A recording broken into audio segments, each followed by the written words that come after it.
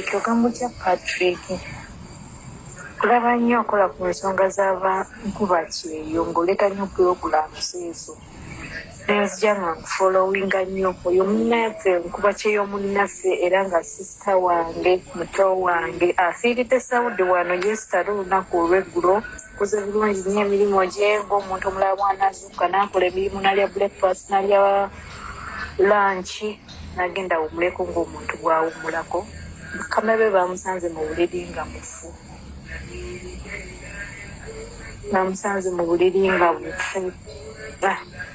tumanyi oba kiki oba yabadde ki we don't know.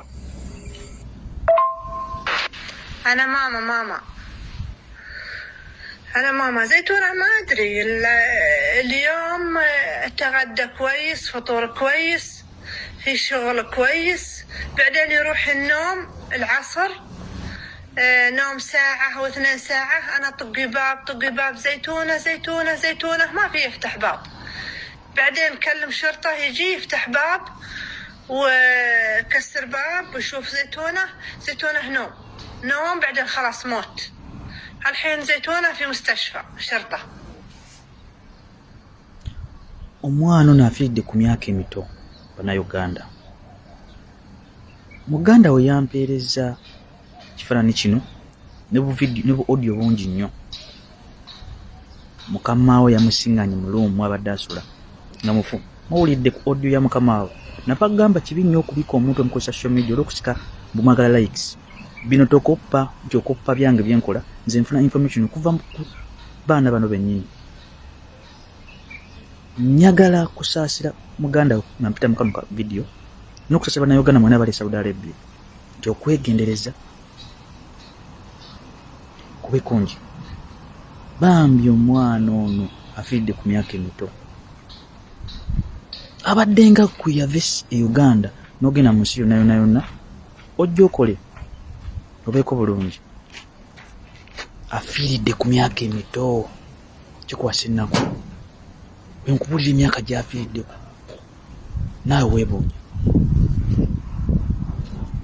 Njagala kwebaza batambuza video zino ne zituuka ku b'eŋŋanda bano mu Uganda. Muntambulize ka video kano abatalina mutima guli ogamba nti wentambuza video y'ono Wadaman bankuza page aba akitegeera mweka naye nga kitalo kya Munnayuganda munnafoomu kitalo bambi ekyomuwala ono afudde ng'ali mu kulwana okulaba nti yejjako empologoma y'obwavu ng'alinga nze alinga ggwe alaba vidiyo. So bambi sister kankugumye n'ab'eŋŋanda bonna nti Mukama Katonda alina ensonga lwaki atutte sister waffe ono nga Munnayuganda. So era akansindika obubaka mwena Bannayuganda bakuba ekyeyo nti twebeereremu ebiseera ebisinga tetufa nakyo ddeeru. Twebeereremu mwena gye muli. Wadaman Patrick.